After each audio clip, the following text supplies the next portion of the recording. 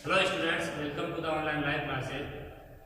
बच्चों, आज की जो हमारी क्लास है वो है बीजगणित पर आधारित। सबसे पहले तो हम ये समझते हैं कि बीजगणित क्या होती है। बीजगणित आपकी बच्चों एक गणित की एक शाखा है जिसके अंतर्गत हम बीजीय जो राशियाँ होती है जिनका मान बीजीय राशियाँ यानी ऐसी राशियाँ जिनका मान आपका कंटिन्यूसली बदलता रहता है, जिनका मान फिक्स नहीं रहता है, स्थायी नहीं रहता है, ऐसी राशियों के जो गणितीय संग्रह होती हैं, जोड़, बाकी, गुणा, भाग, इसके बारे में, इसके अलावा आपके गणितीय जो बीजगणितीय समीकरण होती हैं इनका अध्ययन किया जाता है।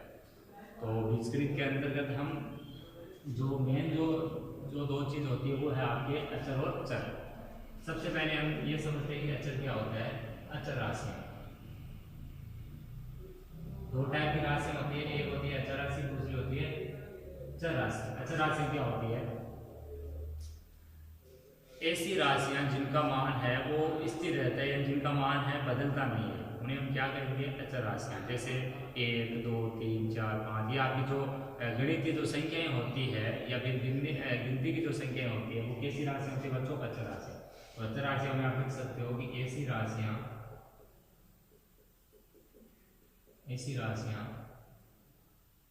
जिनका मान स्थिर रहता है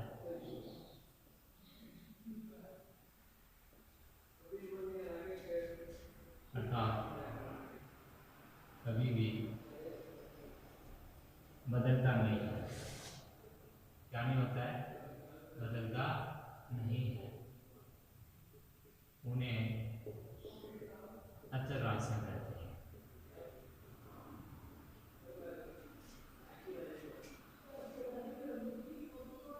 जैसे 1, 2, 3, 4, गिनती की संख्याएं अचर राशियों में गिनी जाती है, अचर राशियां होती है। तो अचर राशि यानी ऐसी राशि जिनका मान स्थिर रहता है अर्थात कभी भी बदलता नहीं है।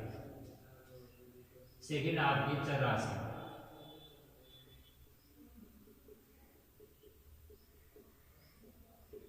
चर राशि क्या होती है बच्चों? चर राशि अचर का विलोम हो गया, यानी जिन राशियों का मान है स्थिर नहीं रहता कभी भी, या जिन राशियों का मान आपका बदलता रहता है उन्हें हम क्या कहते हैं? चर राशियाँ कहते हैं। और चर राशियों के तौर पर हम जो काम में लेते हैं वो आपका A, B, C, P, Q, R जो भी अल्फाबेट्स होते हैं उनको हम चर राशियों के तौर पर काम में लेते हैं। और चर राशियाँ भी अचर राशियों में काम करने लग जाती है जब चर राशि का एक फिक्स मान प्राप्त हो जाए कि एक चर राशि उसका एक फिक्स मान हम मान दे रहा मान को, तो वो आपकी जो चर राशि अचर राशि का कार्य करने लग जाती है। और इसके अलावा हम चर राशियों को जो प्रयोग करते हैं, जो संकेत अक्षर, वो आपका जो कैक है गै, ऐसे अक्षरों को भी हम चर राशियों को दर्शाने के लिए प्रयोग करते हैं। तो चर राशियाँ यानी ऐसी राशियाँ जिनका मान कभी भी स्थिर नहीं रहता हो अर्थात बदलता रहे, चर राशियां कहलाती है।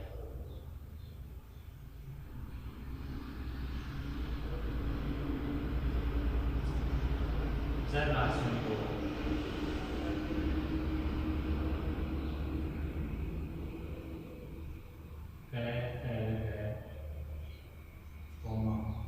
ABC XYZ आदि संकेतों से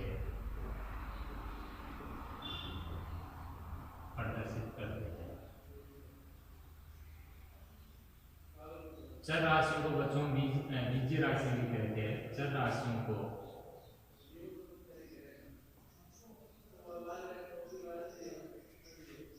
बीजीय राशियां या बीज भी कहते हैं।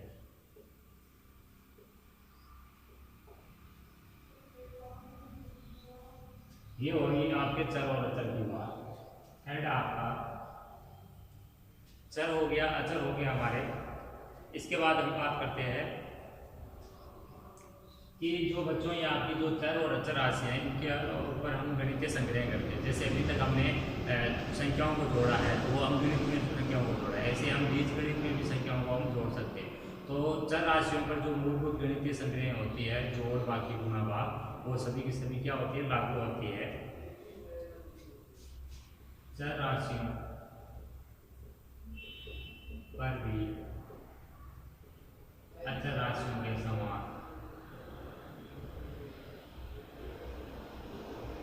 सभी गणितीय संक्रियाएं, गणितीय संक्रियाओं की जब बात आती है तो उनमें किसकी बात आती है, आपके योग, व्यवकलन, व्यवकलन का अर्थ है बाकी, गुणन व भाग लागू होती है। जैसे 3+4 x - 9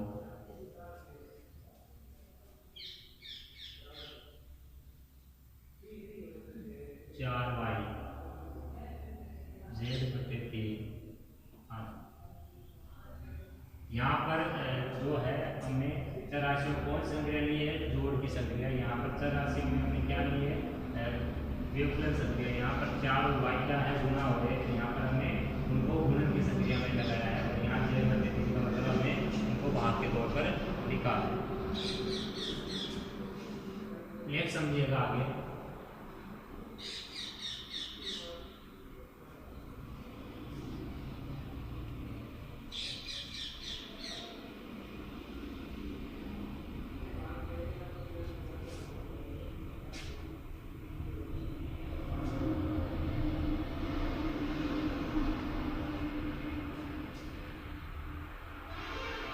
फोर्थ आपका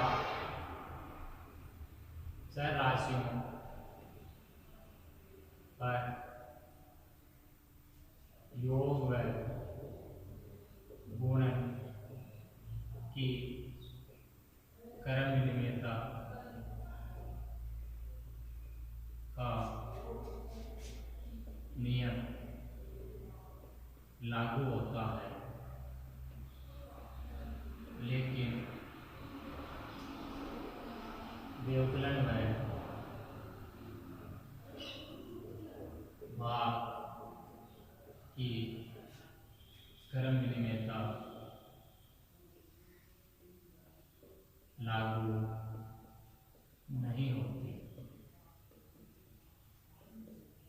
अंकगणितीय संख्याओं में जिस प्रकार से आपके योग और गुणन की क्रमनियमितता का नियम लागू होता है, उसी प्रकार बीजगणितीय राशियों पर भी आपका क्या होगा, या बीजगणितीय अंचर राशियों पर भी आपके गुणन और योग की क्रमनियमितता का नियम तो लागू होता है, लेकिन आपका व्यवकलन व भाग की क्रमनियमितता का नियम लागू नहीं होता है। जैसे योग के लिए योग की क्रमनियमितता क्या होती है बच्चों, योग की क्रमनियमितता होती है कि अगर आपके दो चर राशियां हैं a और b, तो उनमें a में अगर b जोड़े या b में a जोड़े तो मान क्या आएगा, समान आएगा। ये योग की क्रमनियमितता होती है, a + b = b + a, जहाँ a और b क्या है, a और b चर राशियां। कैसी राशि है, चर राशि है, क्योंकि a और b का मान क्या नहीं है, स्थिर नहीं है। सेकंड आपका गुणन की क्रमनियमितता, जहाँ नियम लागू होता है वहां बीच में कौन सा चिन्ह आएगा, बराबर का। गुणन की क्रमनियमितता, गुणन की क्रमनियमितता क्या होगी आपके, कि a को अगर b से गुणा करें चाहे b को a से गुणा करें कोई फर्क नहीं पड़ेगा। ये आपकी योग की क्रमनियमितता, ये गुणन की क्रमनियमितता है। और यहाँ पर भी आपके a और b कैसी राशि है, चर राशि है। यहाँ में a और b को कैसी राशि में मान रहा हूँ, चर राशि। अब मैंने लिखा आगे कि व्यवकलन व भाग पर क्रमनियमितता का नियम लागू नहीं होता। तो व्यवकलन की क्रमनियमितता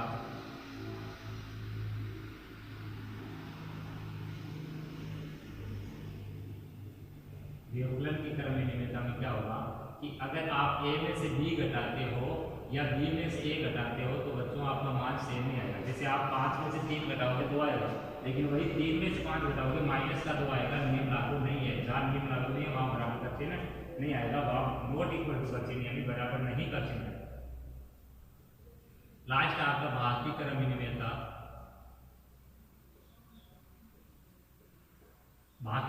नियमित क्या होगा, ए में अगर बी का भाग दो या बी में ए का भाग दो तो मान बराबर नहीं आएगा। इसका अर्थ ये हुआ कि भाग की क्रमनियमितता का नियम भी चर राशियों पर उसी प्रकार लागू नहीं होगा जिस प्रकार अचर राशियों पर लागू नहीं होता। नेक्स्ट चीज समझिए,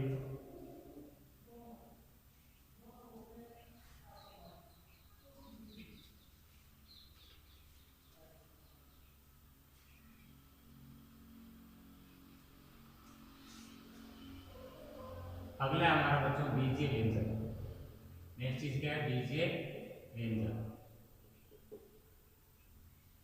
बीजीय व्यंजन क्या होता है कि बीजीय व्यंजन आपका अचर व चर राशियों के समावेश व मौलिक गणितीय चिन्हों जोड़ बाकी गुणा भाग के प्रयोग से बनाया गया एक व्यंजक होता है। बीजीय व्यंजन क्या होता है कि आपके अचर राशियों व बीजीय राशियों या चर राशियों तथा गणितीय मौलिक चिन्ह जो होते हैं जोड़ बाकी गुणा भाग उनके समावेश से या उनके सम्मेलन से बनाया गया एक व्यंजक होता है। तो आप लिख सकते हो एक ऐसा व्यंजक जिसमें चर कोमा अचर कोमा मौलिक गणितीय चिन्हों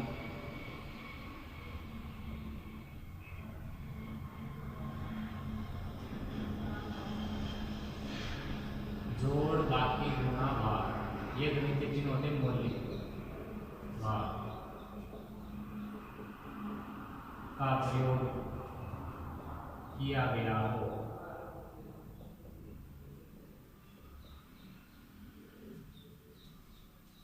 बीजीय व्यंजन कहलाता है।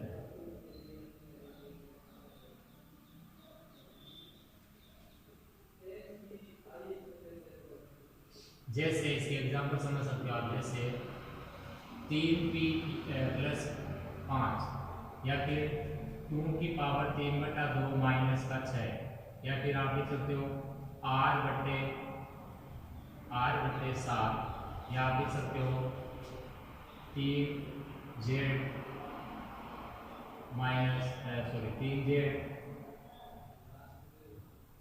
3z3 ये आपके सारे के सारे क्या है बच्चों, ये आपके बीजीय व्यंजन है। बीजीय व्यंजन में क्या होगा कि जोड़ बाकी गुणा भाग इस टाइप के चार चिन्ह का प्रयोग किया गया हो और बीजीय राशि और अचर राशि इनका समावेश हो।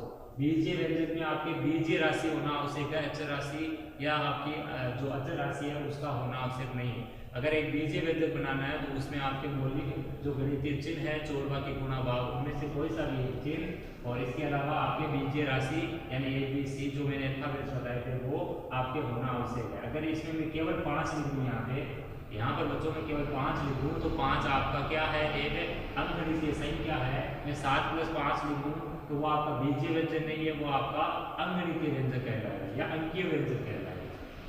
एक होता है बीजीय व्यंजन, एक होता है बहुपद। बहुपद को भी समझ लीजिए। बीजीय व्यंजक और बहुपद में अंतर क्या होता है बच्चों? बीजीय व्यंजक और बहुपद में अंतर ये होता है कि एक बीजीय व्यंजक होता है उसमें आपके जो बीजीय राशियां या जो चर राशियां होती है वो एक से ज्यादा प्रयुक्त की जा सकती है। जैसे मैं लिख सकता हूँ कि 3x + 4y + 7z वो एक मेरा बीजीय व्यंजक है। इसके अलावा बीजीय व्यंजक में और क्या कुछ कहा सके, बीजीय व्यंजक में जो चर की घात होती है वो आपकी कुछ भी संभव है, वो माइनस की, वो दशमलव में, वो भिन्न में, वो परिमेय संख्या, वो कुछ भी संभव है।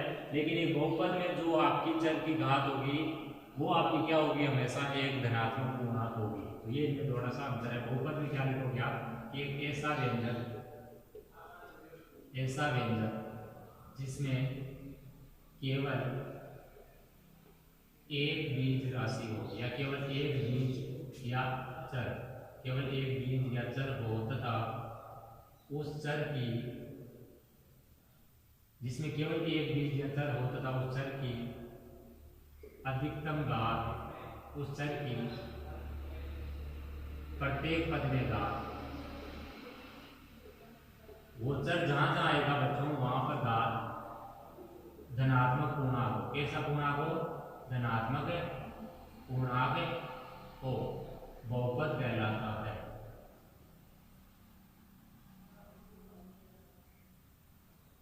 जैसे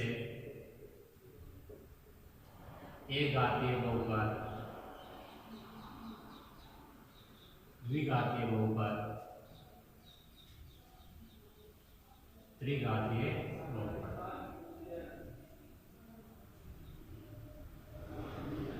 ये बहुपद के प्रकार है। अगर किसी बहुपद में चर की अधिकतम घात 1 है तो उसे हम एक घातीय बहुपद, 2 है तो द्विघातीय, 3 है तो त्रिघातीय कहेंगे। जैसे मैंने लिखा 3x + 5, तो ये आपका क्या है बच्चों, एक घातीय बहुपद है, क्योंकि इसमें इस चर x की अधिकतम घात कितनी है आपको देखना 1 है। दूसरा द्विघातीय बहुपद का आप लिख सकते हो x² + 5x - है। इसमें चर जो है वो एक ही है, उसकी अधिकतम घात और उसकी सब जगह घात पूर्णांक है, और अधिकतम घात कितनी है 2, और अधिकतम घात 2 है, इसीलिए इसको द्विघातीय बहुपद। यही अगर मैं लिख दूं x³ + 4x² - 7x + 9, तो इसमें चर की अधिकतम घात कितनी है 3 है, इसलिए इसको त्रिघातीय बहुपद कहेंगे। ये हुआ बीजीय व्यंजक और बहुपद में बारीक सा अंतर कि बीजीय व्यंजक है उसमें अपने बहुत सारे चर हो सकते हैं, बहुपद में एक ही चर होता है। बीजीय व्यंजक में जो घात है अपने प्रत्येक पद में वो आपकी पूर्णांक, परिमेय कैसी भी संभव है, लेकिन बहुपद में वो हमेशा कैसी होगी, पूर्णांक होगी। कौन सा पूर्णांक होगी, धनात्मक पूर्णांक होगी, ये ध्यान रखें आप। अब हमें हमारे बहुपद होने के बाद में, बीजीय व्यंजक होने के बाद में हमारे बीजगणितीय समीकरण। कौन सी चीज, बीजगणितीय समीकरण। बीजगणितीय समीकरण में क्या होगा बच्चों, बीजगणितीय समीकरण क्या होगी, एक ऐसी समीकरण जिसमें आपके अचर राशियां, चर राशियां और गणितीय मौलिक चिन्ह, इसके अलावा एक और चिन्ह जो प्रयुक्त हो जाए, कौन सा, वो है बराबर यानी समानता का या समता का चिन्ह भी प्रयोग किया गया हो, तो वो कहलाएगी अपने क्या, बीजगणितीय समीकरण। और बीजगणितीय समीकरण में दो पक्ष होंगे। जो पक्ष शुरुआत में होता है अपने वो होता है बायां पक्ष, और बराबर के चिन्ह के बाद वाले पक्ष को क्या कहते हैं, अपने दायां पक्ष कहते हैं। बीजगणितीय समीकरण में लिख सकते हो आप कि बीजगणितीय समीकरण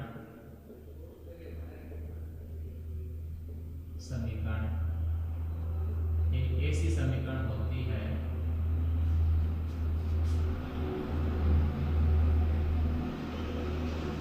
जिसमें चर, अचर, राशियां व मौलिक गणितीय चिन्हों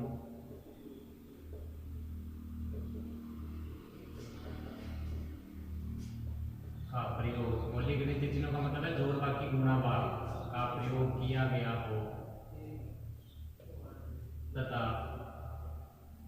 दो पक्ष कौन से, दायां व बायां, दाएं को हम RHS कहते हैं, बाएं को हम LHS कहते हैं। दायां व बायां पक्ष हो, दो पक्ष हो यानी दायां व बायां, तथा बीच में समता यानी बराबर का चिन्ह भी लगा हो, तो उसे हम क्या कहेंगे, बीजगणितीय समीकरण। अब बीजगणितीय समीकरण भी आपकी दो टाइप की होती है, एक होती है एक चर वाली, एक होती है दो चर वाली, इसी प्रकार तीन चर वाली। तो बीजगणितीय जो समीकरण होगी बच्चों, एक चर वाली बीजगणितीय समीकरण।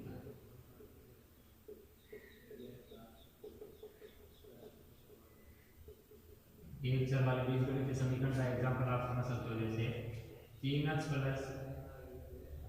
9 = 16। यह आपकी एक चर वाली बीजगणितीय समीकरण है। इसमें चर आपका x है और 9 और 16 और 3 ये आपकी अचर राशि है। इसके अलावा इसमें गणितीय जो चिन्ह है वो प्लस का यूज हुआ है, और बीच में समता का चिन्ह हुआ है। ये आपका बायां पक्ष होता है और ये आता है दायां पक्ष। इसको हम LHS कहते हैं, लेफ्ट हैंड साइड, और इसको हम कहते हैं राइट हैंड साइड यानी RHS। ये एक चर वाली बीजगणितीय समीकरण। इसी प्रकार हम दो चर वाली बना सकते हैं। दो चर में आप एक चर x है, दूसरा y ले सकते हो, बीच में आपके जोड़ बाकी के चिन्ह आएंगे, और दो पक्ष होंगे और बीच में समता यानी बराबर का चिन्ह आएगा।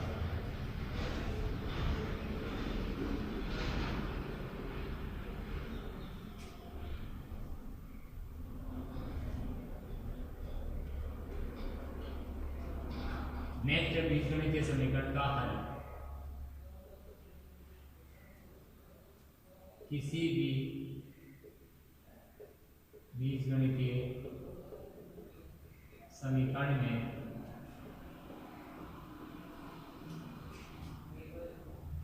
चर राशि का वह मान, चर राशि का वह वास्तविक मान,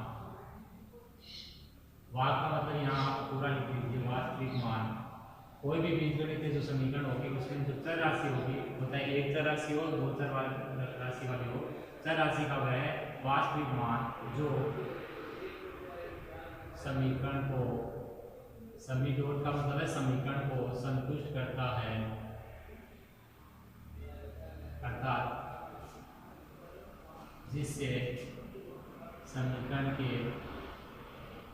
दोनों पक्ष बराबर बन जाते हैं।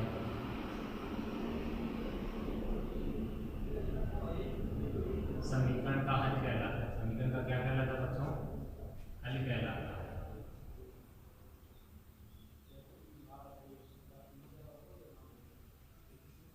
नोट करके आपको याद रखना है, एक चर वाली समीकरणों को तुला विधि व पक्षांतरण विधि से हल किया जाता है।